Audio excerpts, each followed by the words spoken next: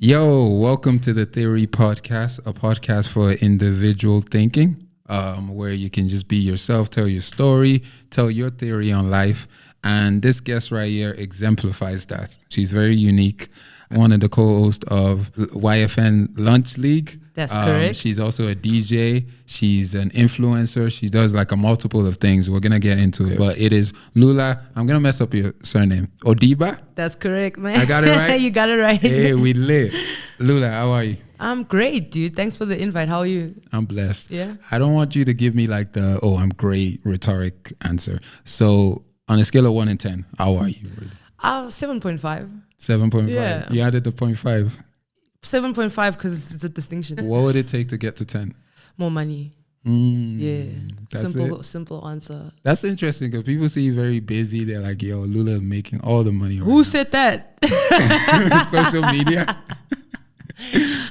I mean, yeah, the bag is up, but I want more. I feel you. That's what's going to get me to a 10. Okay. Yeah. And YFN has really helped with... What, the bag? Yeah. Yeah, especially because I managed to get side bags because of my main bag. So, I mean, I just moved to daytime and I was on nighttime radio. So obviously it is a bit of a shift because it's more demanding, more ears, more prime time, more commercial aspects of it. And then my DJing is going up. I'm getting a whole lot more free shit for some reason. Like every week. Free like clothes, trip. Free clothes. So still waiting for the free money though. I need to get like you. And you're not new to radio. When I checked up on you, like even in uni. Yeah, so as soon as I got into the building, my first question was, do you guys have a YFM? I went to Wits, so they were offended. They're like, it's called Voice of Wits, VOW, and yeah, auditions are next week. And so I went, and now I'm here. Okay, wow. Did it for 3 years, for free, I should add.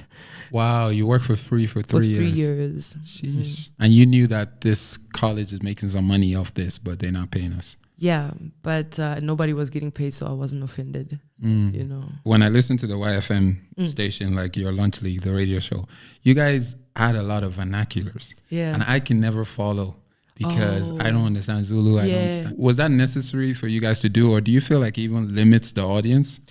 I didn't think so till this very conversation, you know. I think we are more relatable than not because of where we are. It's South Africa, and so a lot of people will feel more relatable as soon as Kibua Sesotho, which means as soon as I speak my home language, you know, because it's their home language too, but they are the people that don't.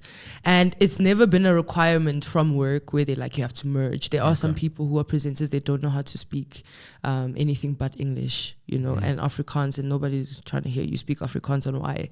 But I didn't think about it till this moment. Maybe it is limiting, but it's more not than it is. Yeah. Are you looking to take it global? Of course, yeah. My plan is to be in London and doing radio that side, hopefully by 35, which is a decade from now. Dope. Yeah.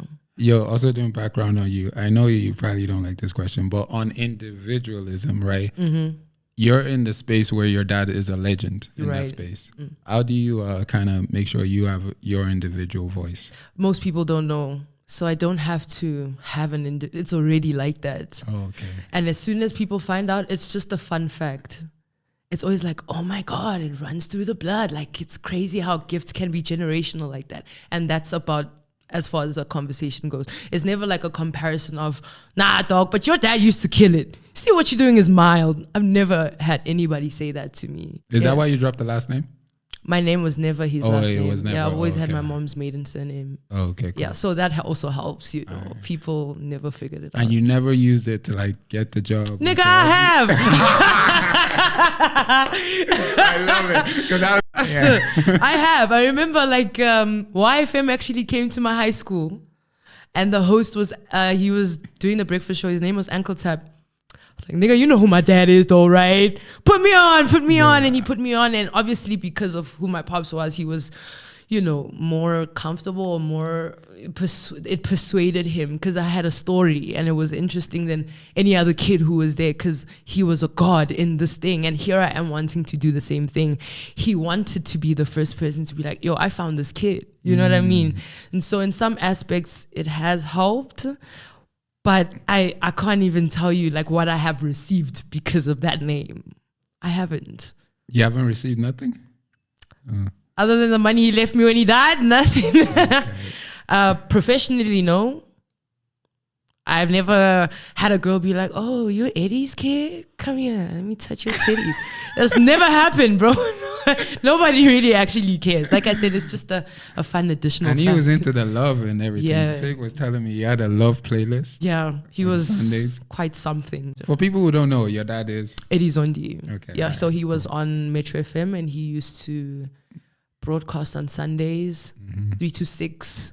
And yeah, it was like a culture. Ask any black child from their household. They can all tell you cleaning, chores, cookings, and it's a part of your Sunday, which is a part of your life. It was almost like it was a part of your family. And this is why so many people were deeply affected by, like, dude, I didn't even know my pops was that big till he died.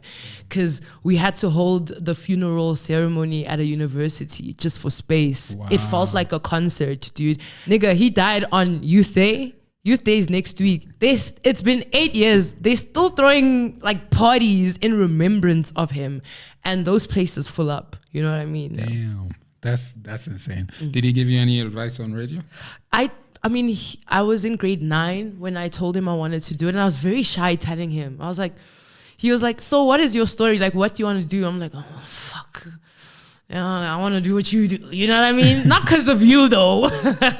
And then he was like, then he asked me, who do you like in radio? And I wasn't about to say him because honestly, it wasn't him. His type of radio to me as a child was so ancient. You know what I mean? I was like, I know radio now and I know your radio and your radio is for then. Right. I look up to, and at that time, Bonang was popping at that time. She was on Metro, the front row, 9 to 12, I'll never forget. And I thought she was so good, right? And then he said to me, I don't know if you're in it for the right reasons.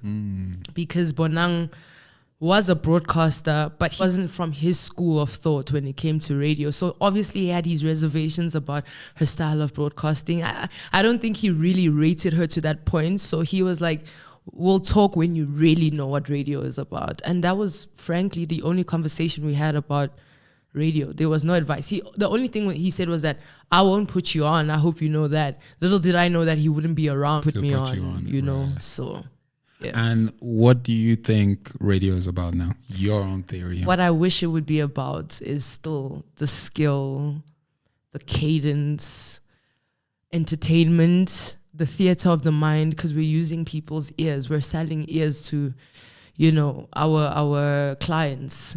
If I don't know, KFC wants to buy a slot or a moment, we have to tell them that we have 1 million listeners at the slot. And for you to get 1 million listeners daily, you have to be fucking good at what you do. So that is what I wish radio was still about. But now it's about social media presence, how many people like you, how often you are in the streets. The radio does matter a bit, the skill, because obviously you still have to be good, but not as much anymore.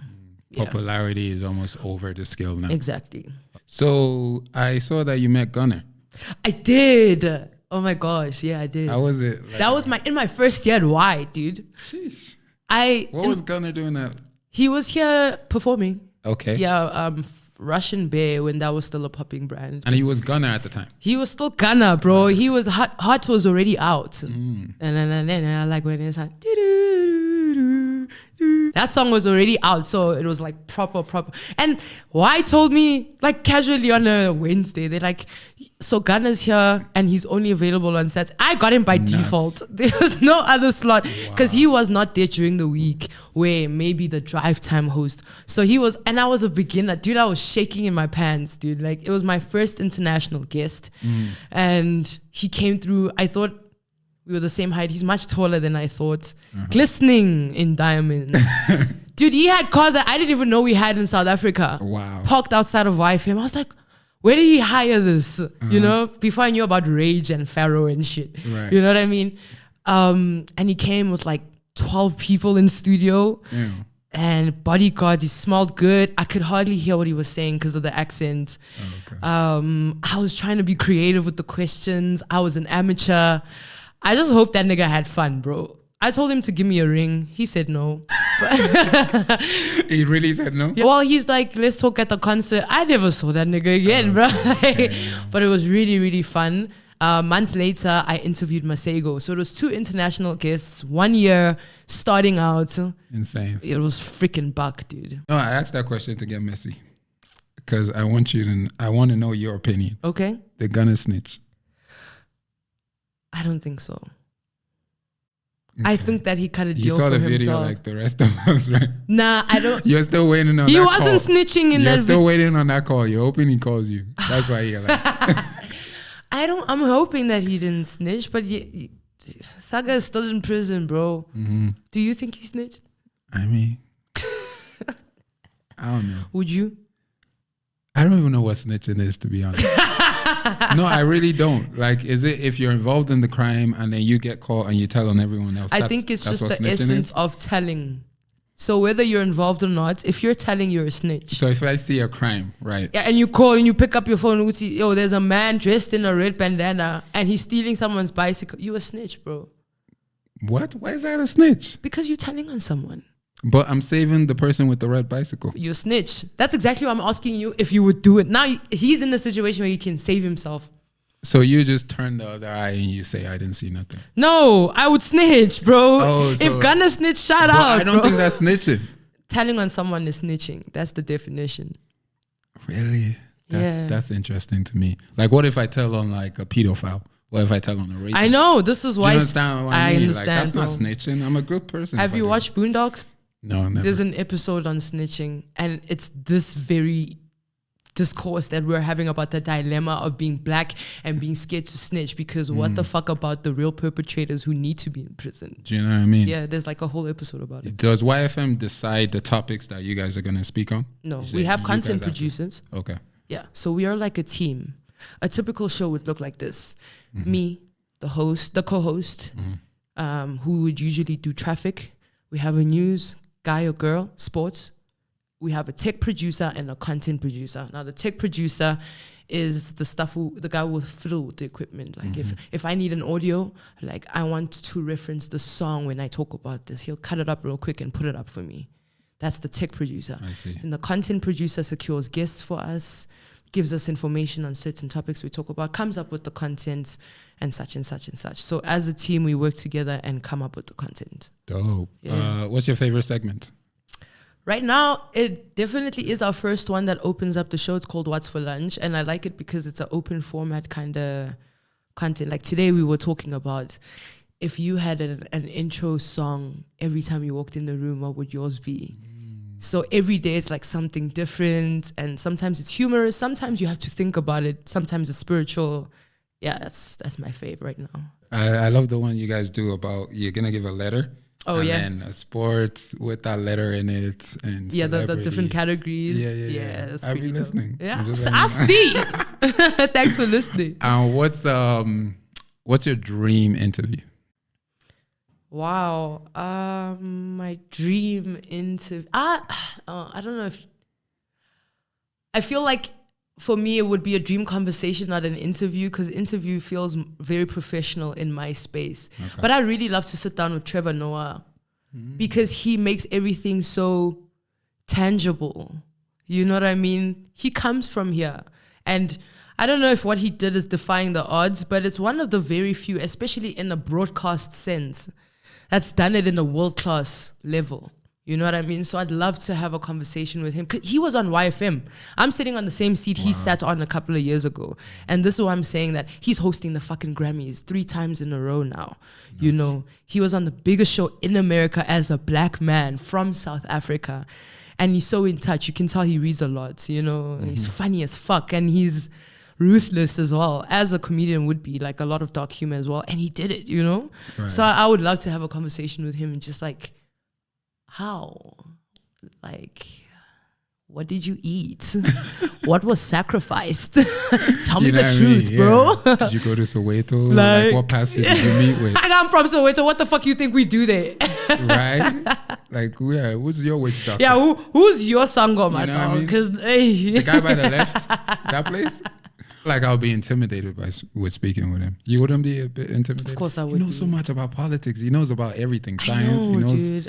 I'll probably feel like I dumb a bit. You know what I mean? But I wouldn't let it intimidate me. I just want to pick his brain. And if he wants to be all smart, then, you know, that's whatever. But yeah, I wouldn't mind, yeah. But you're winning too. Like one achievement actually I forgot to mention before is you're the youngest ever presenter at YFM. I still am, actually. Oh, okay. You I still am the youngest presenter. You're the youngest. Still, like 4 years in a row now. How do you stay so humble? Dude, you know I've been told that I'm I've been told that I'm too humble, and I didn't even think that was a bad thing. But yeah, I've been like this week alone, I've been told 3 times that I'm too humble, that I'm too grateful to people, and I should be cocky because social media and the world that we live in is very, what's the word? Braggadocious, maybe. That's not a fucking word, bro. I know, yeah. The fuck? But it's very vain. Right. And so I have to act like the superstar that I am because I'm too humble. To be honest with you, I don't know how to be anything else. This feels natural to me. I don't even know that I'm humble till people keep saying it to me. I feel like I'm being normal. So, yeah. Have you ever been starstruck by anybody that you met? Have I? I'm pretty sure I have. I'm just trying to remember the least embarrassing one. I'm kidding. There was a time when I was in grade 11 and I went to go shadow at 5, career shadowing. It's a thing that they made us do in high school. And I went to 5 to go shadow DJ Fresh. And while I was there for 2 days. I met AKA Black Coffee, Lockenville, Bonang, and all of this was in 2 days. And it was just so overwhelming. I kind of short-circuited at some point, and I'm pretty sure I was pretty starstruck. What's Bonang like? How does she smell? Like marshmallows, but melted ones, you know? That smells burnt. No, it smells good. You heard it here first. Lula said Bonang smells like burnt. I never said burnt. You said burnt. You said marshmallows with fire on it. Yeah. Okay. I don't know if that's a pleasant smell. It smells great. Trust me. Okay. You don't know marshmallows like I do, dog. I think success is how you smell. Would you agree? It really is.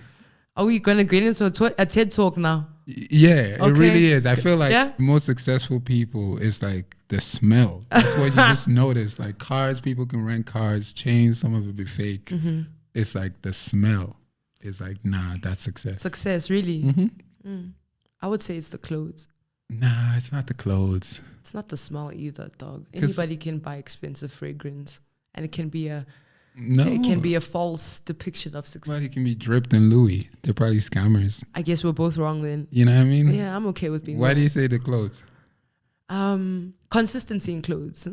Oh, Not just one outfit and then boom. Like, I feel like if you show up every single day, dog, it's like appearances seem to be everything, from the car that you in this industry, from the car that you fucking drive, the house that you live in, the clothes that the girl that you have by your side, how many bottles you buy in the club, like all of those things. But I just feel like being suave and clean every single day just means that like you've put in the effort on your appearance, which means you're putting in the effort of what's inside as well. That's how I like it. Have you gotten caught up in that culture? Of what? Drip culture? No, in terms of appearances, everything. Bro, I would never buy a bottle in the club, dog. I'll never pay to go to the club either, bro. Especially because I do these things and those are part of my remuneration as what I do already. So if I'm trying to seem fancy and I'm going to the club and popping bottles, that's just not me, dog. I don't want to ever seem like something I'm not, because keeping that up will fuck me up.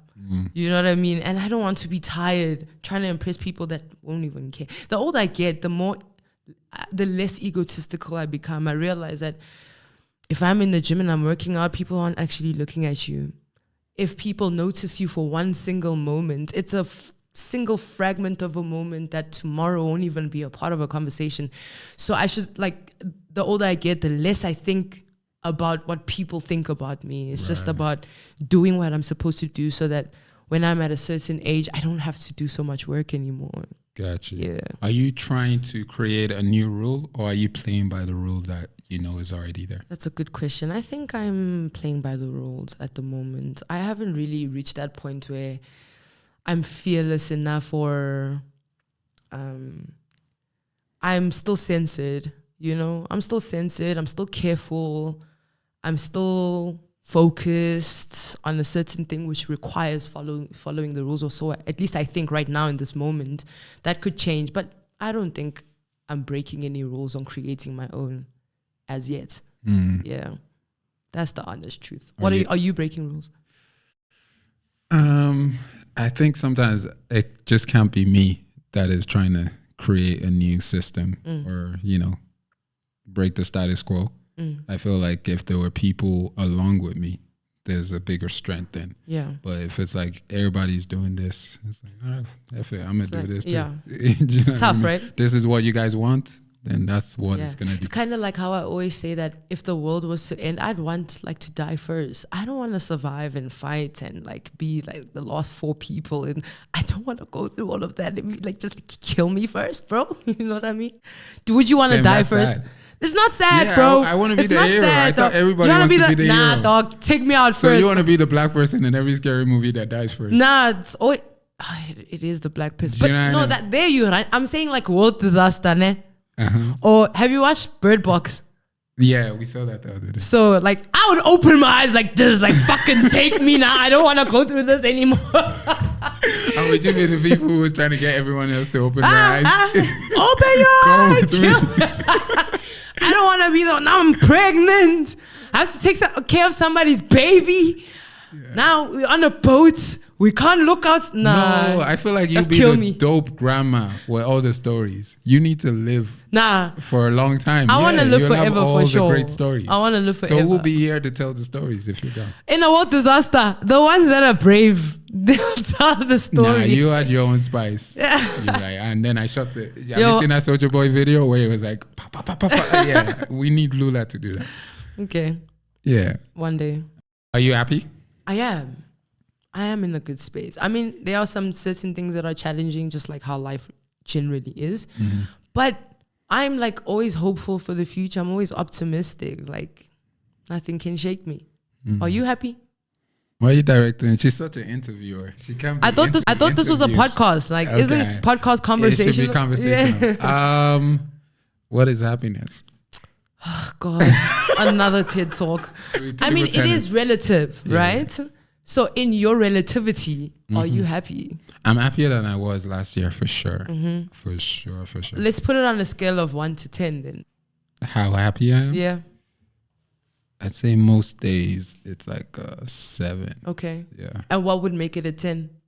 My mind. Yeah. I feel like it's nothing like external. It's all internal. Because sometimes, have you ever gotten to the stage where everything is going great in life? You know, you're making more money than you ever have, and all these things that you wanted to achieve on your bucket list, you're ticking them off, but it's like, why am I still not fulfilled? So it's like, then you realize that it has nothing to do with, it's inside. I can't pay my bills, I can't blah, blah, blah, blah. It's all inside. So yeah, I feel like my mind bullies me a lot. And so how do you deal with it?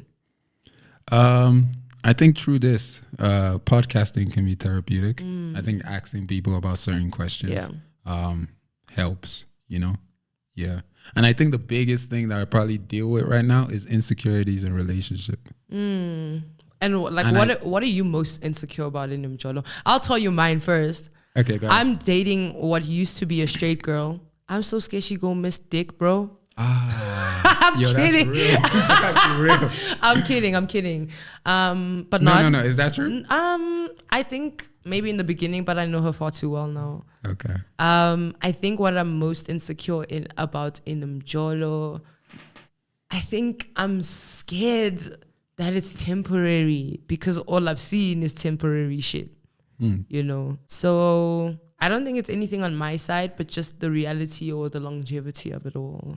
Yeah. What about you? You're not gonna cry, are you? You want some tissue? Oh, I'm not that type though. You got the wrong one. My goal today is to make Lula cry. Me? Yeah. You're gonna lose, bro. You know, in that therapy session where you're like, I'm not gonna cry. She's not gonna get it out of me. All right, fuck it. Why did he make it? For me, my girl is so beautiful everywhere we go. It's like, oh my God, you're so beautiful. Yeah, you know, and all of that attention. When we're in the house chilling and it's just me and Netflix and the outside door is locked, I'm cool. Yeah. But it's when we step outside She's and too all hot, these other bro. people are there. I just feel like she's going to find something better. Nah. And then sometimes I'm like, if I was her, I would be into that guy. I'm Really? not gay or nothing, but I'm Yeah. just like, Why me kind of vibe. yeah, do you see who's chatting you up Yeah, right now? yeah. You staying with me? So it's like, there's better I think out there. that you're greater than you think. For real. I think that you're greater than gonna you make me think. cry. You gonna cry? No. Okay. I think that you're greater than you think.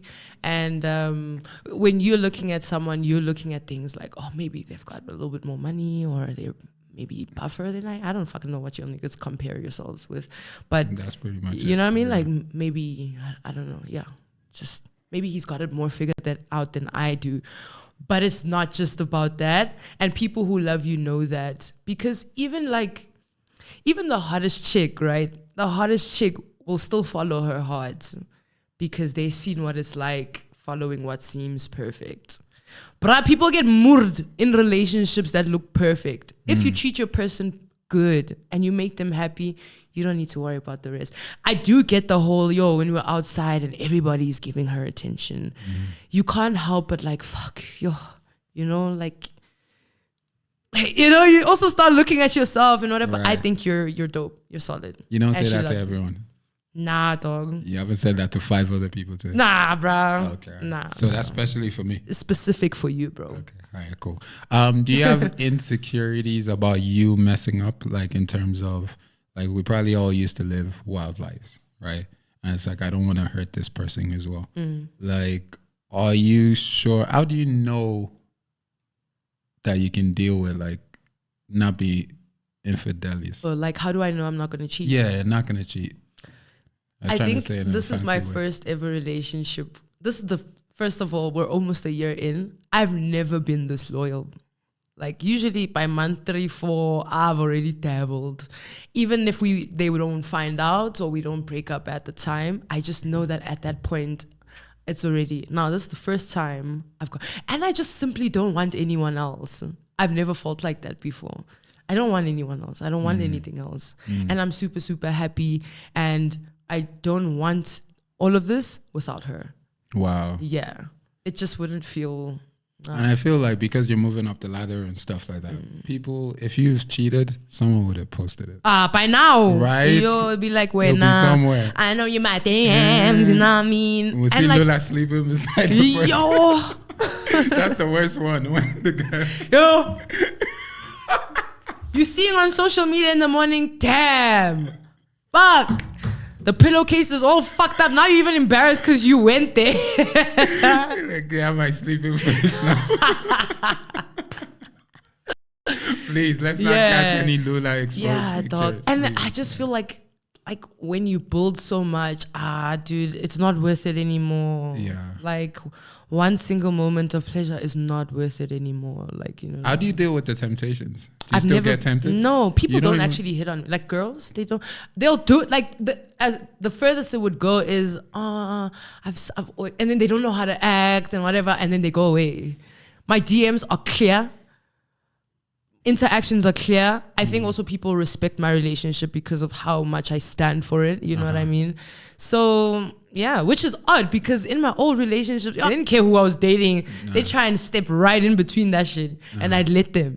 You know? So yeah. But now they probably see that this one is Nah. serious. Yeah, Nobody yeah, for can. sure. And like it's an interracial what dog. You know what I mean? Nobody can miss it, dog. Yeah. And I think it's like the Beyonce theory is like Beyonce just doesn't seem like a woman you can get. Do you know? Like we know she's married. You know, Exactly. Yeah, so it's like Yeah, with married you don't women, even you wanna just don't even want to try, try. dog. It's not that she's not still hot. We know she's hot, hot, but you but just it's just wouldn't like, try. nah, Whereas that's Cardi wifey. B, however, like it's like I won't DM you, but when I find you, We're probably still maybe. jerking off to Exactly. Cardi B. Yeah. But Beyonce, like I can't even get Beyonce, hard I around don't her. want to like see. I'm like, that's mom. I don't even want to see her grind and stuff anymore. You know? You know? I close my eyes. I'm like, Stop it. stop. You would. Play Halo. Ave Maria, bitch. So to end it off, Oh, right? wait. I've asked you this question before when we met at an event. Your theory in life. But let me say, what is the most important lesson, I guess, you learned in this journey of life? And I remember I was on my third tequila when you asked me that. I can't even remember what my response was then. But now, my theory in life, that's such a profound question. But I think going back to that thing where I told you that the older I get, the less egotistical I come.